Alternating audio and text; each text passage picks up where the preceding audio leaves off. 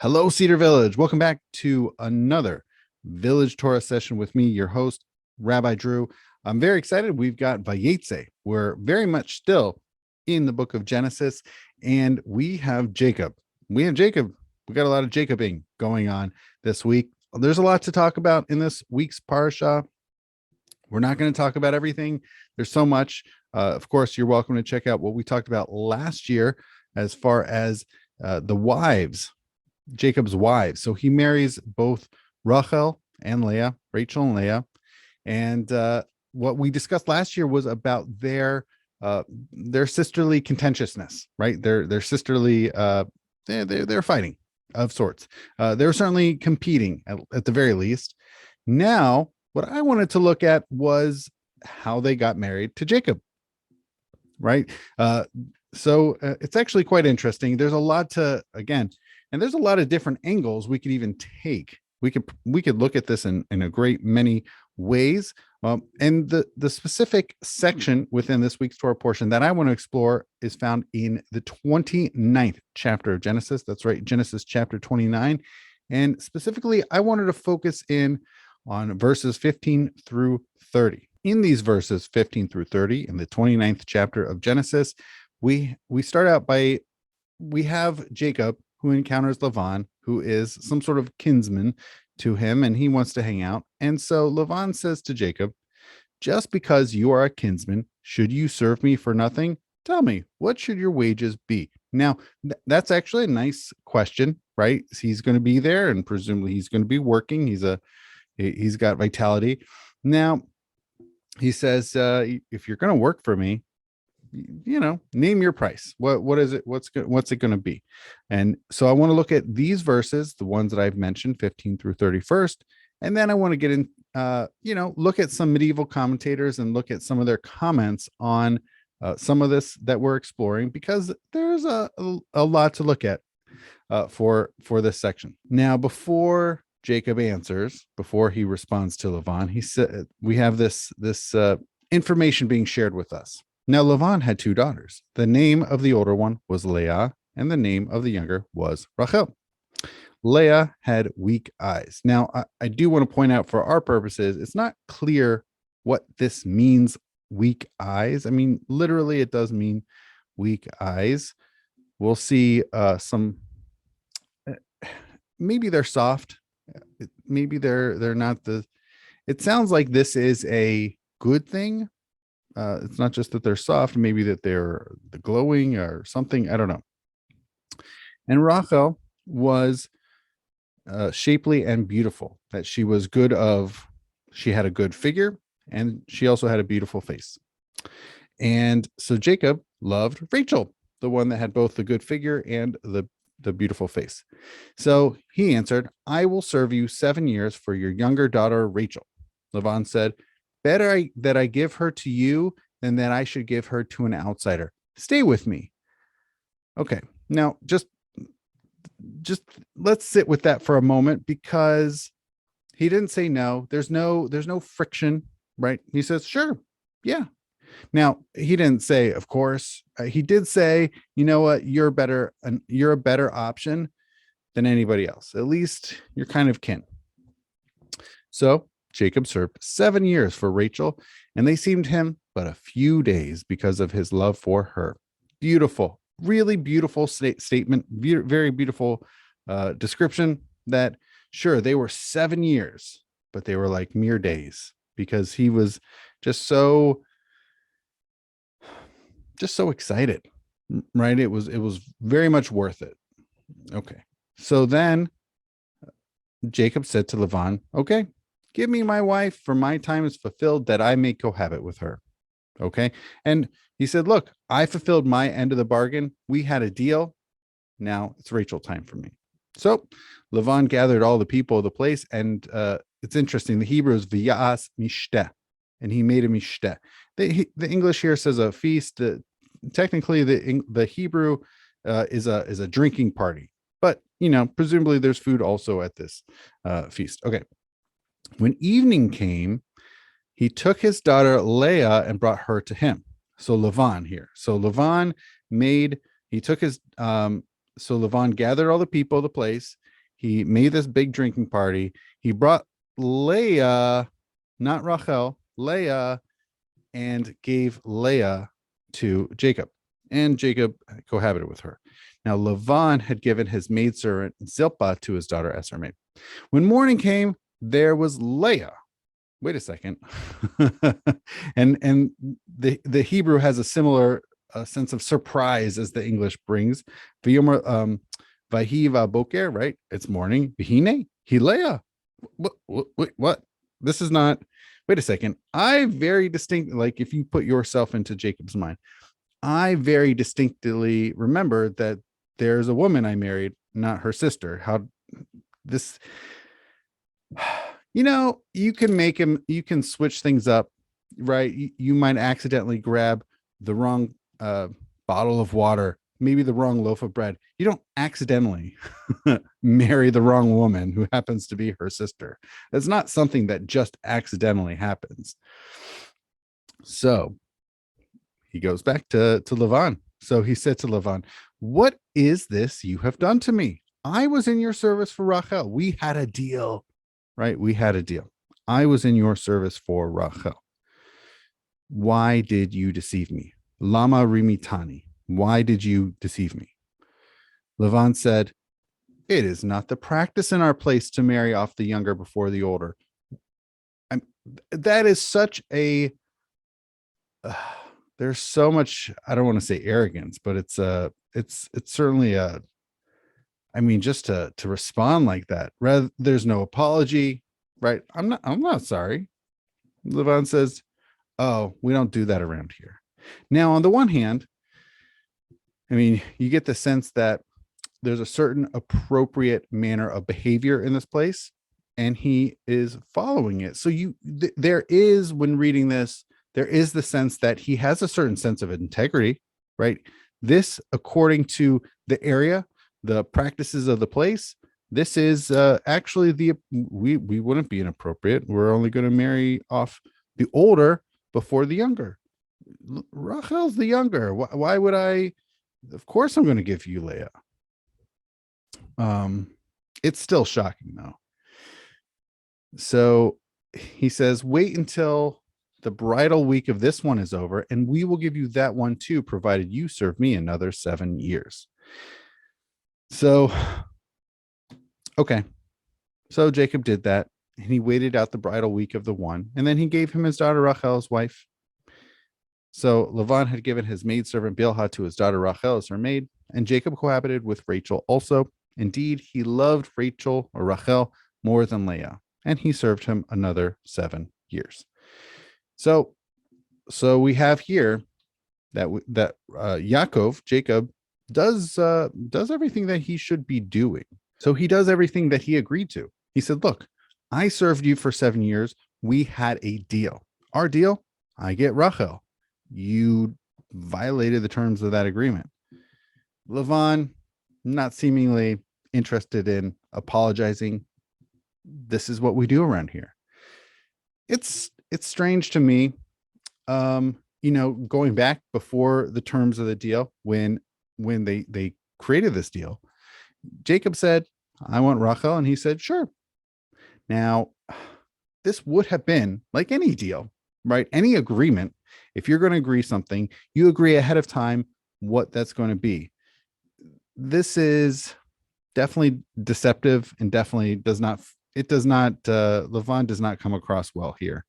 Yes, he maintains this integrity to the way of the area, right? The place, but at the same time, this lacks integrity in his relationship with his new son-in-law, right? That's not a good foot to get off to start off on, as it were. At the same time, it's interesting because he ultimately does agree that he can have Rachel, and also there's a certain ambiguity which we will get into, which doesn't come across in the translation, because the translation is a good translation. When it says the bridal week, wait the bridal week of this one, talking about Leah, and then you can have her. The language is a shavua, right? And I always thought it was kind of like Sheva, right? Like 7. So you served for 7 years for her. You have to now serve another 7 years just to get Rachel. But actually, that's not what happens in a close read. The close read actually yields that what happens is he has this week, him, Leah, and they have a whole bridal week that they get to celebrate their being married now. And then Rachel comes along. So he has a full week with Leah in their first week of marriage. And then Rachel gets married to Yaakov. And then presumably he at least gets a whole separate week with Rachel. And then, you know what, to his credit, he maintains his integrity. He gets what he wants, but yet he keeps his word. He keeps his words to Lavan. He said, I'm going to work another 7 years just to maintain our agreement. I have the integrity here. It's a little shocking. There is a lot to unpack. We're not going to get to everything. It's still really, I mean, I feel really bad for Leah, right? I think any observer here has got to feel bad for Leah. She is, sure, she's the older one, and you have a younger sister who this new guy likes. He wants to marry her. What happens? You get switched in. You get substituted in. He doesn't even know it. Now, one question you might ask is, they just spent a night together as a newly married couple. How did he not know which sister this was? It's a good question. There's definitely some ambiguity there, some curiosity there, how that might play out. But also thinking about this, he's upset that you got switched in and that you have 1 week of marriage together, and then your sister joins the family, as it were, or at least you now have to share your new husband with your sister. Really tough stuff. I don't know. And then the sort of this, I don't even know what that week was like.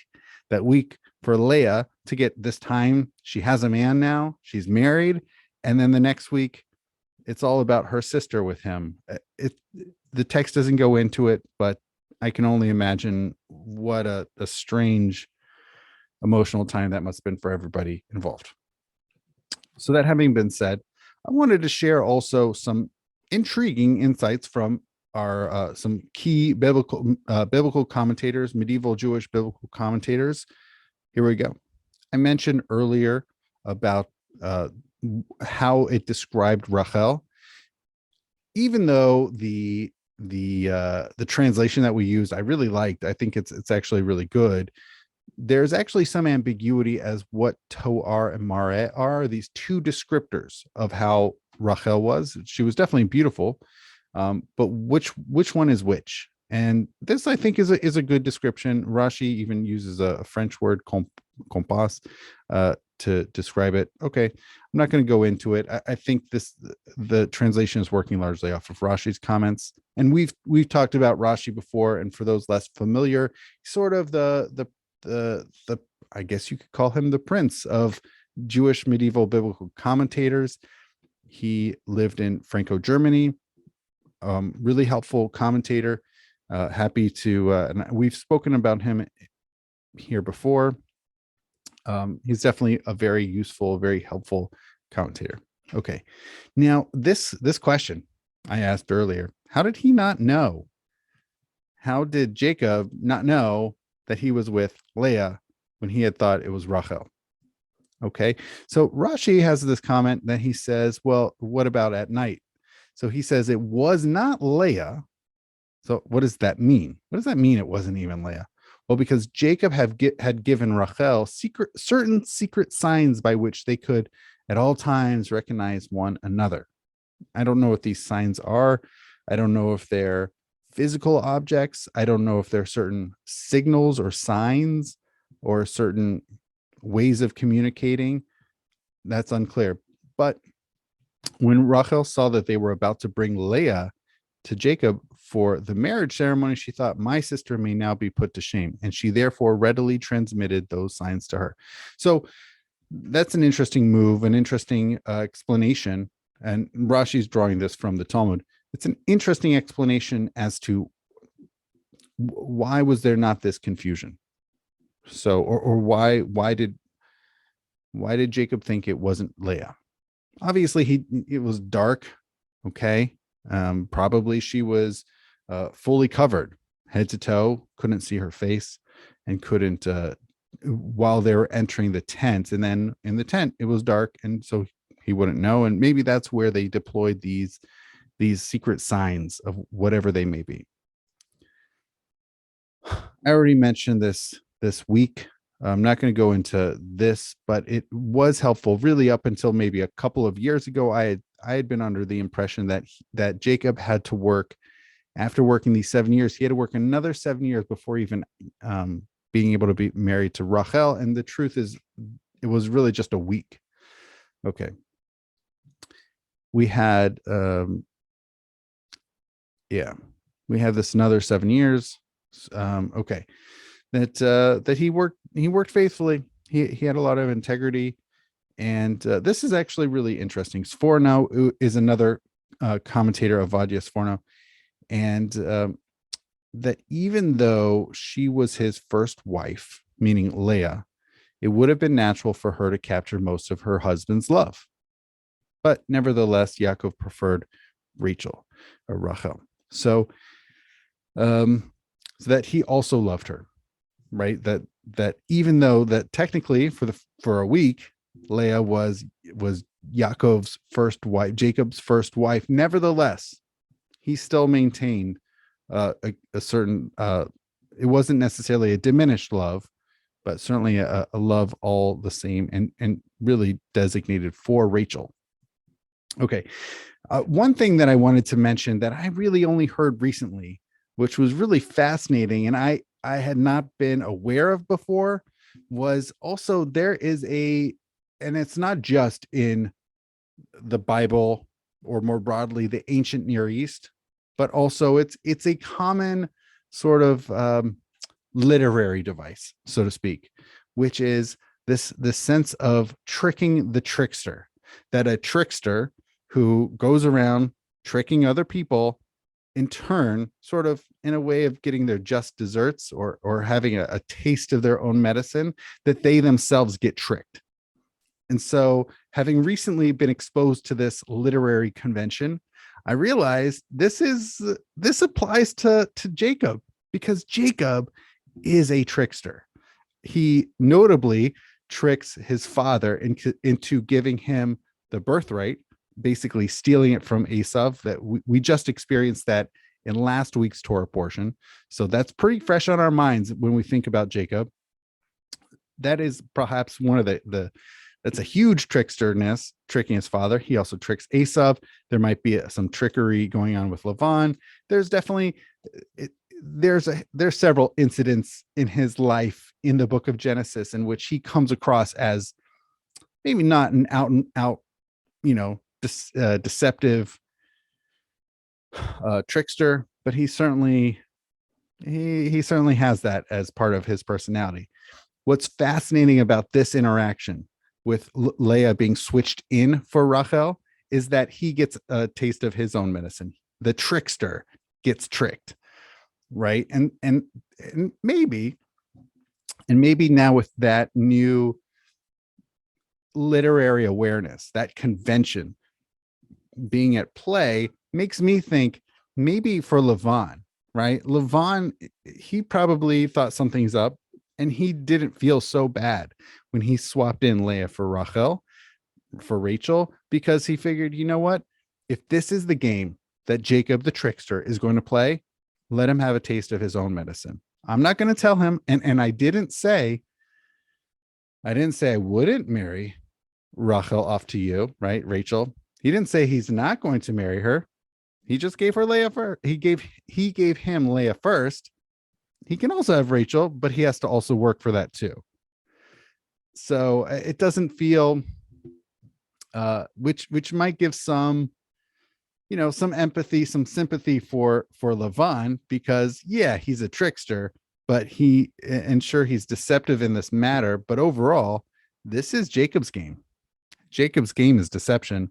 You play, you play with fire, you might get burnt. And I think that is Lavan maybe giving Jacob some of his own medicine. But at the same time, when we think about it, sure, yes. Did Jacob get deceived? Yes. Did he have to work for another 7 years for his father-in-law? Yes. Did he ultimately, was it good? Was it really that bad for him? No. I mean, in addition to, so he obviously Leah and her handmaiden, but he also gets Rachel, his love, and her handmaiden. And most of his children he has with Leah in the anyways, right? And he's able to have a dozen, more than a dozen children.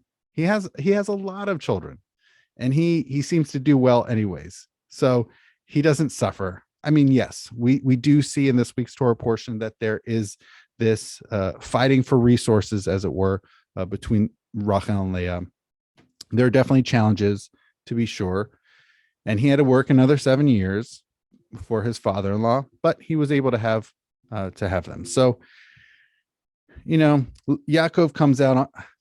He makes out all right. So we don't have to feel too bad for him. So with that, I hope this was insightful. I hope this was helpful. I hope this was, certainly, this is not this biblical story is not, I think, tucked necessarily away, that people are unaware of it. And by the way, if this was your first time encountering this biblical story, I hope you enjoyed it. I hope this was interesting. For those of you who may have encountered this previously, I hope that this helped shed some light and provided new and fascinating insights into this. One other thing I just want to throw in before we begin to conclude, which is this practice that we have even nowadays at Jewish weddings, of putting the veil over the bride. In Yiddish, we call it bedecken. Okay, in Yiddish, we call it bedecken. So this takes place before the chuppah. So this harkens back to that practice. This practice harkens back to this incident with Leah getting swapped in for Rachel. That the groom checks out to make sure this is the woman that he intends to marry, not anybody swapped in, not a sister, not a friend.